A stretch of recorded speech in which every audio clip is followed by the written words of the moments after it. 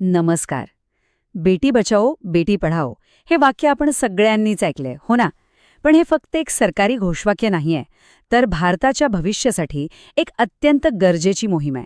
पण ही मोहीम का सुरू करावी लागली आणि आज तिची स्थिती काय आहे? चला, आज हेच समजून घेऊया. आणि हे वाक्य बघा, खरं तर या एका वाक्यातच या सगळ्या विषयाचं सार दडलेलं आहे. विचार करा, मुलगी म्हणजे केवळ एक जबाबदारी नाही, तर घराचा अभिमान आणि देशाचं भविष्य. याच विचारावर ही संपूर्ण मोहीम आधारलेली आहे. पण मग प्रश्न असा उभा राहतो की सरकारला इतकी मोठी देशव्यापी मोहीम सुरू करण्याची गरजच का पडली असेल? म्हणजे अशी काय परिस्थिती निर्माण झाली होती ज्यामुळे देशाचं सामाजिक संतुलन बिघडण्याचा धोका निर्माण झाला होता? याचं उत्तर शोधण्यासाठी आपल्याला थोडं मागे जावं लागेल. आणि हे आकडे खरंच खूप चिंताजनक होते.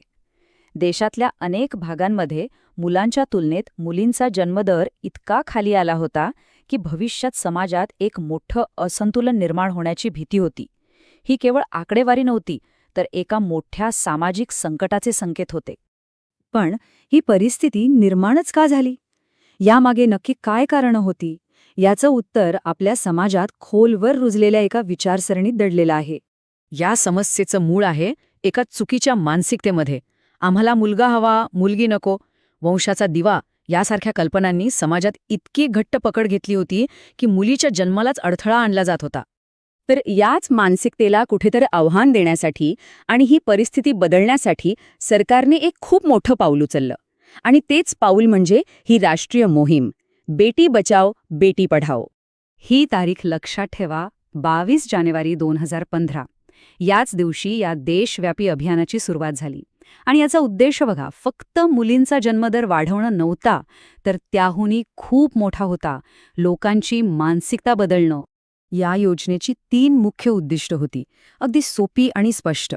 पहिलं म्हणजे मुलींना जन्माला येऊ देणं, त्यांना या जगात येऊ देणं. दुसरं, त्यांना चांगलं शिक्षण देणं. आणि तिसरं, जे कदाचित सगळ्यात महत्त्वाचं आहे, लोकांचं मुलींकडे पाहण्याचा जो दृष्टिकोन आहे तोच मुळापासून बदलणं. आता या मोहिमेचा जो दुसरा आणि सगळ्यात महत्त्वाचा स्तंभ आहे तो म्हणजे शिक्षण. कारण शिक्षण एका मुलीला जी ताकद देऊ शकतं ना, त्याची आपण कल्पनाही करू शकत नाही. ही म्हण तर आपण सगळ्यांनीच अनेकदा ऐकली असेल, नाही का? की एक मुलगी शिकली की 2 कुटुंब शिकतात.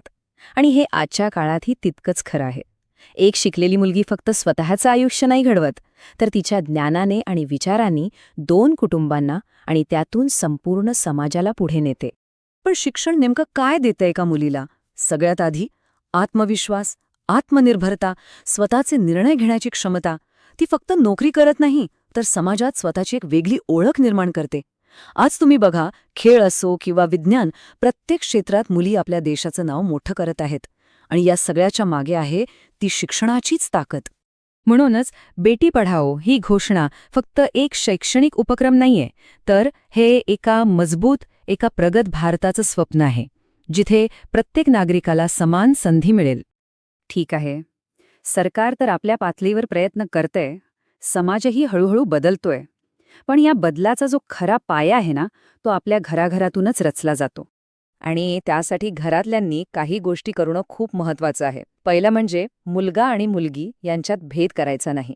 दुसरं, मुलींना मोठी स्वप्न बघू द्या, त्यांना प्रोत्साहन द्या. तिसरं, त्यांच्या शिक्षणात कोणताही अडथळा आणू नका. आणि सगळ्यात महत्त्वाचं, त्यांच्या मतांचा, त्यांच्या निर्णयांचा आदर करा. हीच तर खरी समानता आहे, नाही का? एक गोष्ट अगदी स्पष्ट आहे, समाजात खरा बदल तेव्हाच घडेल जेव्हा प्रत्येक घरामध्ये मुलीला समान हक्क आणि आदर मिळेल. म्हणजे बदलाची सुरुवात ही आपल्या घराच्या उंबरठ्यापासूनच व्हायला हवी. मग आता आपण काय करू शकतो? चला, एक नवीन संकल्प करूया, एक निश्चय जो आपण सगळ्यांनी मिळून करायचा आहे. हे वाक्य ऐका, मुलगी ओझं नाही, ती घराची शान आहे. हे वाक्य त्या जुन्या सडलेल्या विचारसरणीला थेट आव्हान देतं. आणि हा विचार जेव्हा प्रत्येक मनात रुजेल तेव्हाच खरा बदल दिसेल. आणि हे काही काल्पनिक नाहीये, हे आपण रोज आपल्या आजूबाजूला पाहतोय. जेव्हा एका मुलीला संधी मिळते तेव्हा ती डॉक्टर, पायलट, अधिकारी काहीही बनून दाखवते. तिला गरज आहे फक्त योग्य संधीची आणि तिच्यावरच्या विश्वासाची. तिच्या पंखांना फक्त बळ देण्याची गरज आहे. आकाश तर ती स्वतःच शोधून काढेल.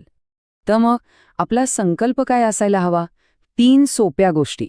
चला, मुलींचा सन्मान करण्याचा संकल्प करूया, त्यांना शिक्षण देण्याचा संकल्प करूया आणि त्यांना समान हक्क देण्याचा संकल्प करूया. हा फक्त एक विचार नाहीये, तर आपल्या प्रत्येकासाठी कृती आराखडा आहे. आणि शेवटी जाता जाता एक प्रश्न, बेटी बचाओ बेटी पढाओ ही घोषणा फक्त शब्दपुरतीच राहणार आहे की आपण सगळे मिळून तिला प्रत्यक्षात आणण्यासाठी खरंच काहीतरी करणार आहोत? याचं उत्तर आणि कृती दोन्ही आपल्याच हातात आहे.